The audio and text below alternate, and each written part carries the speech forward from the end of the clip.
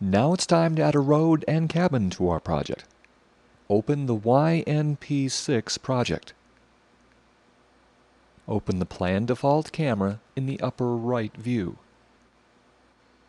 Zoom box in on the bluff southeast of the lake.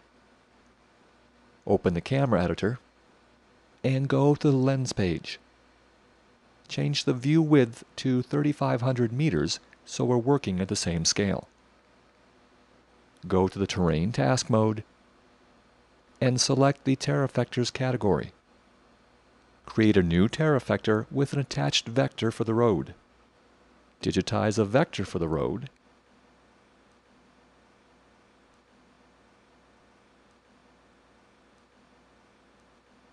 Name it Highway when you're done.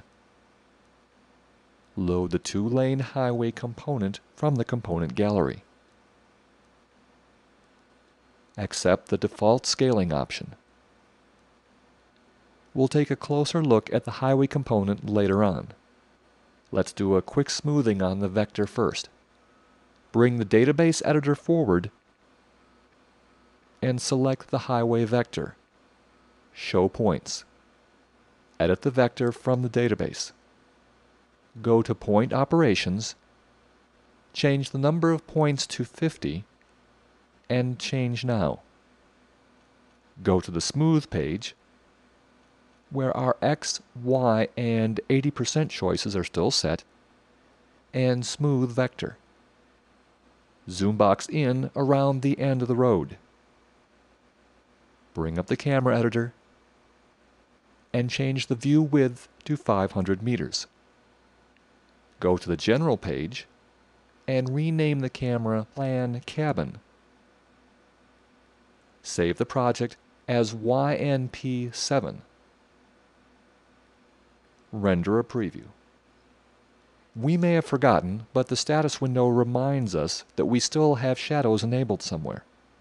Stop the render. Go to the Light Task Mode. Select Shadows and Disable. Save the project and try the render again. It looks like something's missing, in fact, everything.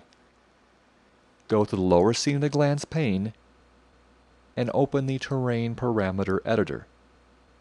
We're rendering with fractal maps, which is good, except that they haven't been generated for the Plan Cabin camera. The fractal maps are based on the Lake View camera. We're not seeing terrain because this upper plateau isn't visible from the Lake View camera. Change to Variable Fractal Depth, save the project, and render a preview. Let's create a clearing for our cabin development. Switch to a real-time planimetric view. Go to the Land Cover Task Mode and expand the Ecosystems category. In addition to the grassland and pine burn ecosystems we started with, the Highway TerraVector has added more.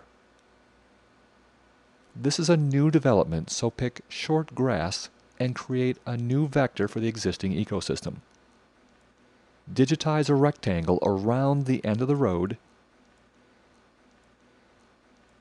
and name it Cabin Clearing. Save the project and render a preview. If we're going to build here, we need to flatten out the area first, which means an area TerraVector. Open the Diagnostic Data window and move it to the left of the render. Use the ground around the road as a basis for leveling, which is about 2335 meters on the high side. Close the Diagnostic Data window and go to the Terrain Task Mode. Add an area TerraVector. Name it Cabin Clearing. We'll use the Cabin Clearing vector, so find it in the lower pane. Copy it to the Cabin Clearing area TerraVector. The editor will update to tell us that there is one vector hard linked to the area TerraVector. Go to the Elevation and Roughness page. Make the elevation absolute at 2335 meters. Smooth it out a little by reducing the roughness to 50%. Go to the General page Use Profile and Edit Profile. The default profile has the area tear effector reaching full value 10 meters in from the vector.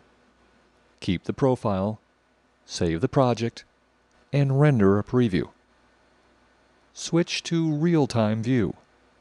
Zoom box in on the end of the highway and render a preview. To flatten out the end, we'll use a special higher priority tear effector from the component gallery. Select Tear Effectors and Create. Digitize a 2-point vector across the end of the road and name it Revert. Load Revert from the component gallery. Save the project and render a preview. Go to the Render Task mode. Select Cameras and add a default type. Name it Road and make it non-targeted. Control-click its position near the end of the highway and make its elevation about 10 meters above the terrain, about 2345. Open it in the left view.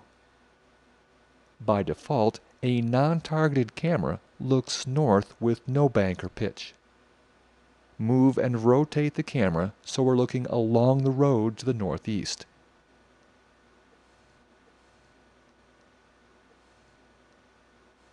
Save the project and render a preview.